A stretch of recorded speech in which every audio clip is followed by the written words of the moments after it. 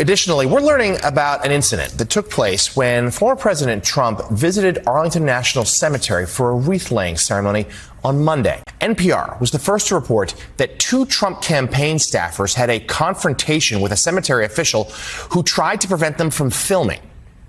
Trump campaign spokesman Stephen Chung denied portions of the report, saying that no physical altercation occurred, adding that the campaign would be willing to release footage, but that an official had tried to physically block members of the former president's team during the cemetery.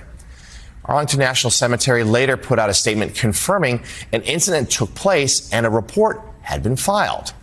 The statement reads in part this way: federal law prohibits political campaign or election-related activities within Army National Military Cemeteries to include photographers, content creators, or any other persons attending for purposes or in direct support of a partisan political candidate's campaign. So, Mike Barnicle, the Trump campaign attended this event on Monday. It was to the anniversary of the death of some American service members in Afghanistan as part of the evacuation effort there 3 years ago. They're trying to make that a major problem for the Biden-Harris administration in the context of this campaign.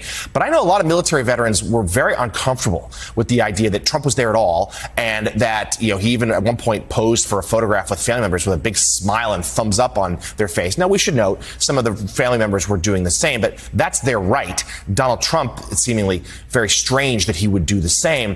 And some of these veterans were sort of just aghast that even in any way, shape, or form, Arlington National Cemetery, arguably the most sacred place in our country, was being used as a backdrop for a political purpose. Jonathan, I looked at the same pictures that you're alluding to now and describing at Arlington, taken with the former president.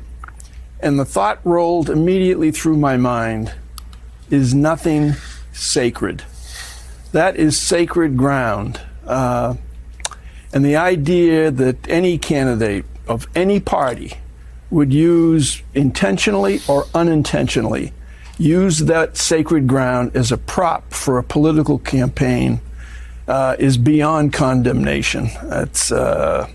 It's terribly upsetting, obviously, to people who have buried loved ones in Arlington National Cemetery. It's terribly upsetting to many veterans. It's terribly upsetting to people who view it as a spectacle. And it ought to be terribly upsetting to any American who values what the military does for this country worldwide and has done for this country for centuries and will continue to do for this country. And of course, this comes just days after Trump suggested that a civilian medal, the Medal of Freedom, was better than the Medal of Honor because the Army soldiers who receive the Medal of Honor are often either killed or wounded. And of course, we've been reminded of late how Trump used to refer to veterans, even deceased soldiers, as suckers and losers, a comment confirmed by his own chief of staff.